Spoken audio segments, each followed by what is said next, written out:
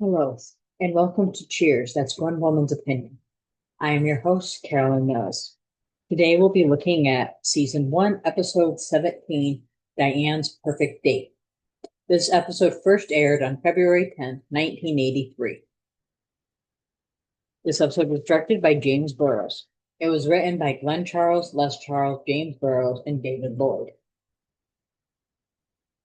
Lloyd passed away in 2009 from prostate cancer. But during his time with Cheers, he wrote 25 different episodes, and he also wrote for the spinoff series Frasier, in which he wrote 16 episodes. Our guest cast for this episode: Derek McGrath as Andy, Gretchen Corbett as Gretchen, Doug Sheehan as Walter Franklin, and Sheehan died in 2024, an undisclosed cause, and he's probably best known as Brian Hamper, as on the TV series Day by Day. It was a short-lived series. I think it had like 30 something episodes. It was a very good show, but it didn't last long, unfortunately. John Ratzenberger as Cliff Clavin. Cheers is filmed in front of a live studio audience, was said by George Wendt. In her summary, the cold open, Diane says she's going to take her lunch break. She tells Carl that if it bothers her, she can eat in the back. Carl assures her that she was nauseous earlier, but feels better now. And if you forgot, Carla is pregnant again with her fifth child. So it's probably morning sickness. That would explain the nausea. Carla says she's going to eat her lunch as well. She asks Diane if she can join her and tells her about her cravings that she has when she's pregnant. She then pulls out a green olive, removes the red pimento. She pulls out an anchovy and stuffs the pimento into the anchovy's mouth. Diane says she's lost her appetite forever. She goes into the back, and Carla takes Diane's sandwich, saying, "It works every time." And I was thinking about this as I was preparing this episode. I think it was kind of obvious when Carla asked Diane, "Can I join you?" that she was probably up to something because she can't stand Diane, so why would she want to be eating with her? But it's funny because when I was watching it, I didn't think of that. It was till later that I thought of that. Where everybody knows your name plays. Norm comes in and says that it's no fun looking for work. He has been on 3 interviews, and he says that the last man he showed his resume to laughed. So Sam looks at Norm's resume and says, "It's a little skimpy," and Norm needs to pep it up a bit. Norm says that's cheating, but Sam says everyone does it. I think these two both have actually a valid point here. Um, Everyone does do that. I find it very hard to do. And I've been told the same thing like Norm that I need to pep it up a little bit. At least I don't want to put anything that's not true. So I get the whole Norm feeling like it's cheating thing, but then again, everybody does it. However, just because everyone does something does not make it right.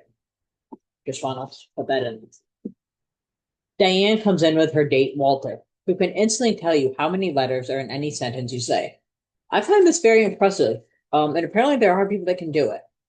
So this is a real thing. I've heard about people that can do this. I find it very impressive, but I can see why Diane would start to get annoying when somebody does it every single sentence you say. Diane is starting to find it annoying, as I said, and Sam, however, is amused. Carla tells Diane that Walter is a catch, just like a large bath mouth. Let's try that again. Just like a large mouth bat. Bass. We've been doing tongue twisters all week and I can get 2 words out now.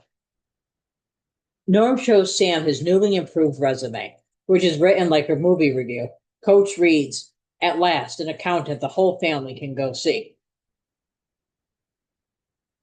Sam and Diane, Sam asked Diane if she had a nice weekend.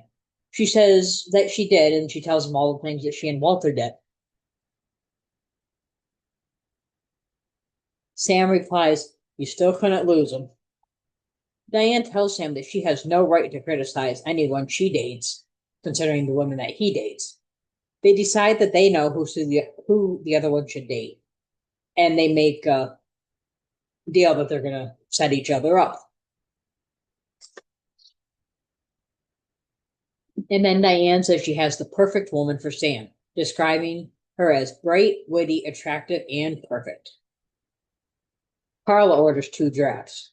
Sam asked her who would be a perfect date for Diane, and Carla replies, Fred Wilson. Sam tells her that Fred is dead, and Carla replies, so she has to drive. This line, even though this episode came out in 1983, because obviously I didn't see it when I was 3 years old. It was later that I saw it. But the line she has to drive, for some reason, always makes me think of the 1989 movie Weekend at Bernie's, where they're trying to keep their boss looking like he's alive by bringing him around and holding him up. So so that line makes me laugh. That's what I think of. Sam asks Coach the same question. Coach says that he always thought Sam and Diane would be a good date. Sam says that's crazy, but then he thinks about it and decides Diane is setting herself up with him. And then Sam starts to like the idea. Diane tells Carla she called her friend who wants to go out with Sam. She asks Carla if she knows who Sam picked. Carla starts to laugh hysterically. And I've said this in one of the earlier episodes that I did. I love the way Rhea Perlman does this laugh, Carla laugh. I love it. I also love Shelley Long's Diane laugh. I don't know if they laugh like that in real life. I only can go by the episodes. I'm trying to think if I've heard Rhea Perlman laugh. I think I have, but I'm not completely sure. And I think she does kind of have that same laugh. I don't know about Shelley Long, but oh, those laughs are great. So anyway, Carla starts laughing hysterically, and then she stops and says, no. She goes into the back room laughing hysterically again. Diane looks confused. The next evening, Sam comes in all dressed up for his blind date. Norm tells Sam watching him get ready for a blind date is like watching a great matador prepare for a bullfight. Sam sees Diane coming down the stairs alone. Diane asks her if her blind date is there yet, and Sam says yes. Then he asks where his date is. Diane tells him that Gretchen went to make sure her car was locked. I feel like a dun dun dun should be here at this point. Gretchen comes in and Diane introduces her to Sam.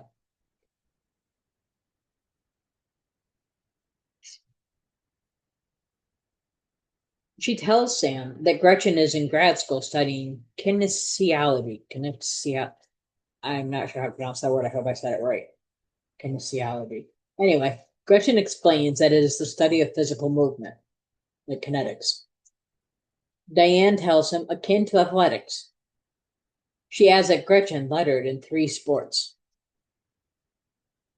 Diane asks about her guy. Sam says he's in the pool room. Carla starts laughing again. Sam goes back to the pool room. A man comes out of the men's room into the pool room. Sam asks the man his name, which is Andy. Sam asks him what he's doing and offers him $20, not just to go out with Diane, but to lie and say they've known each other a long time and to pretend that the date was set up yesterday. Norm goes to grab the bowl of beer nuts at the other end of the bar, and he's looking at Gretchen. And Gretchen asks, what are you looking at, Endomorph? Norm nervously replies, nothing, sir. I had to actually look up the word endomorph because I did not know what it meant. I still laughed at the line because George Bunt's reaction to it was so great. But it basically is like the scientific way to call somebody fat or fatso. And of course, Norm replying, nothing, sir, is not very PC today. But the reaction more in his actual facial expressions and everything is what made me laugh.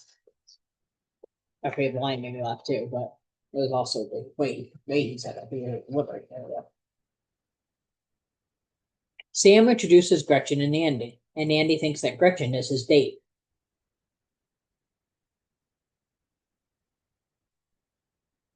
Sam clarifies that Andy's date is Diane. He introduces him as Andy.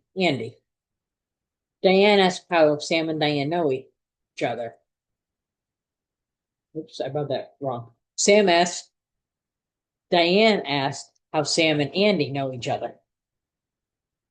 Andy says, "We met in the pool," and Sam quickly cuts him off and says, "At the Y."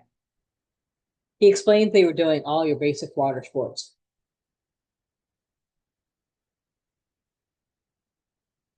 He tells Gretchen they are in her area of expertise. Gretchen tells him the benefits of swimming. Sam says that he and Gretchen are going to take off. He tells Diane and Andy to have a good time, and Diane tells him Andy and I will have fun. And I love how she kind of plays on the Andy name. We will find out in a later time. I think the next time Andy's on the show, I think it's next season, maybe season 3, I don't remember. But anyway, the next time that Andy is on the show, we learned that his name is Andy Schroeder. But to me, his name will always be Andy.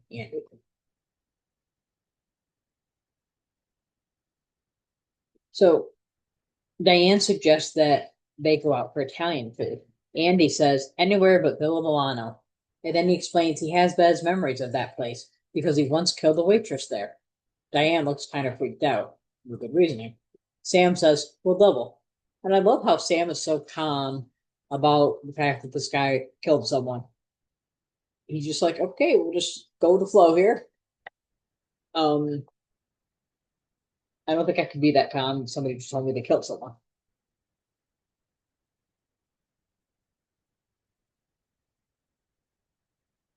Carla comes from the back and tells the guys at the bar, that she was talking to someone in the back, and that the person told her that Andy was just released from prison for serving 10 years for manslaughter. They hear a motorcycle. Cliff says he saw them leave on a motorcycle. Carla continues to be amused. Diane comes in with her hair, looking like she just stuck her finger in a socket. I mean, it's like all sticking up. I actually think whoever did the hair and makeup for this episode, um, I don't know. I don't really know how that works for TV. If it's one person or they do their own, or I know listening to the Pod Meets World podcast, Danielle Fishel has Danielle Fishel, yeah.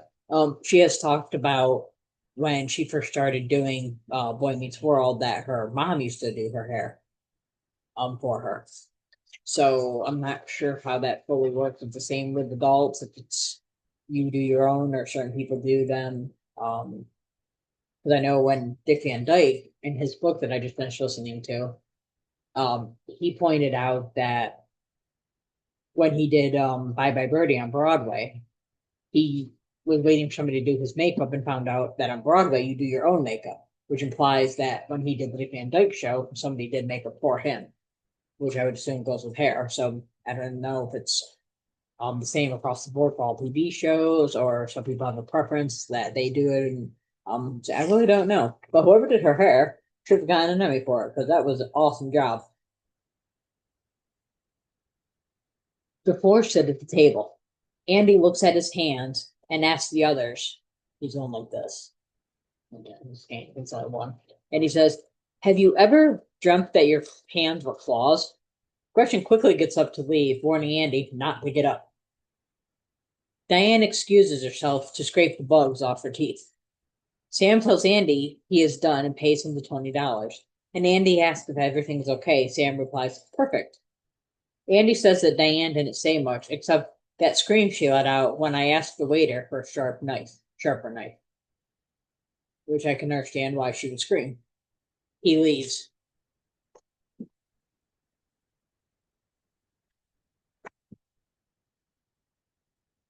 Diane comes from the back. Her hair has returned to normal. Sam tells her Andy is gone, and Diane is obviously and legitimately angry with Sam. Sam explains he never met Andy before, and explains that he thought Diane thought she was the ideal date for him. Diane says, poor Sam. He asks what she means, and she tells him that she didn't realize he was carrying a torch for her. Um, so apparently carrying a torch comes back from Greek and Roman, ancient Greek and ancient Rome. And I forgot the whole story, but that's how long that's where it came from. I don't think outside of this episode I've ever heard the expression carrying a torch. That or I've forgotten, but I definitely haven't heard it recently, so it's definitely not something you hear much anymore. I haven't heard it at all. Um, so I thought that was what I'm trying to say here. It was interesting the choice of words they used there. I'm assuming it was more of an early '80s thing, because I don't recall hearing it at all growing up. And I grew up in, like I said, I started watching the show in '89 with the 200th episode, or was that 90? '89 or 90? I was 9 or 10. That's when I first started watching, as I told you guys in the past, because I saw Christiane like was talking and saw her on TV and it was Cheers, and I was like, oh, I love that lady. Started watching it, I was hooked. And one of my favorite show ever since I looked at. But I was going to say, yeah. Um, oh, I so from '89, '90 on, I had never heard it, and I can only recall hearing it in this episode. I apologize. I feel a little scatterbrained today. I assume that's part of having ADHD. Sometimes your days are better than others, but so please bear with me. He clarifies that he isn't carrying a torch for her, and he thought that she was the torch carrier. Diane tricks Sam into admitting that he is carrying a torch for her, and then the two argue as they head into the back room. And then after they leave, the barflies then argue over whether it's Sam who has the torch for Diane or Diane for Sam. And that's our episode. So I gave this episode 5 out of 5 beer nuts. It's actually one of my all-time favorite episodes, and it's probably my favorite episode of season one. Derek McGrath is perfect as Andy. And I know he's done other things. I've actually seen him in an episode of Newhart, the 1990 series. I know Bob Newhart had 3 series. He had Bob Newhart, and Newhart. Newhart was the one in the middle, the one where he's works at the end. I do remember seeing him in an episode of that. So I know he has another thing, but I don't know for sure what he's done. I could look on an Internet Movie Database, but I think he's very talented, and yeah, he's perfect in the role. And I was glad that they actually have him come back later on a couple times. My MVP for this episode is Shelley Long. Her reactions to Andy are so well done, like everything that Shelley Long has done. And her reaction from the beginning to Walter, same thing, also very good. Yeah, Shelley Long is just phenomenal. I never realized that growing up because I'd always been as I said, a fan of Kirstie Alley, so I've always liked Rebecca better. And in my mind, because you always hear that debate, do you like Diane? Do you like Rebecca? You don't hear it with Coach and Woody that much. But with Diane and Rebecca, it's always like, who do you like more? So in my mind, I was like, oh, well, I must like Rebecca because, I mean, I can't like Diane because I do like Rebecca. But no, not at the point now. Um, now that I'm in my middle ages, um, now that I'm middle ages, like I'm gonna fight for chivalry or something. Well, I couldn't because in the middle ages I couldn't be at night. I'd be yeah. Anyway, um, I realize now you can like both, and I don't see why there's such a debate between the two. Like I said, they don't do the really with winning coach or swap, somebody might say it, but it's been this way for 40 years. You can like them both. It's okay. If you don't like one, that's fine, but you have a right to like them both. There should not be a debate. My favorite quote in the beginning with in the cold open with Walter. Sam says, "How was Diane on a scale of 100?" Walter says 29 because he's counting the letters. And then my favorite runner-up line. Sam says, "Truth is, I never saw the guy in my life. I went into the back room and I paid him to go out with you." Diane replies, "You hired a murderer to take me out." Here's a little known fact. In Nora's resume, he says that he's 5'10". In reality, George Wendt was 5'8". See, he did embellish a little. Question of the week. After Andy said that he murdered a waitress, would you have gone out with him? Because I was actually kind of impressed there that Diane still goes out with him. Like, why are you doing that? And that's grab the car. I'm just grabbing them in case you want to write them down.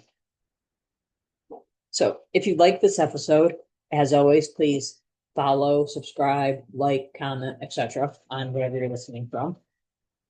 And you can join us on Facebook, the Facebook group. Cheers, that's One Woman's Opinion.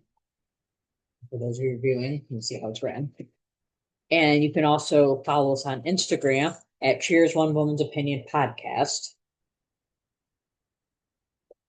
And always you can email us with questions or comments at cheersonewomanpodcast@gmail.com. Our next episode is Cheers Season 1, Episode 18, No Contest. And that's One Woman's Opinion.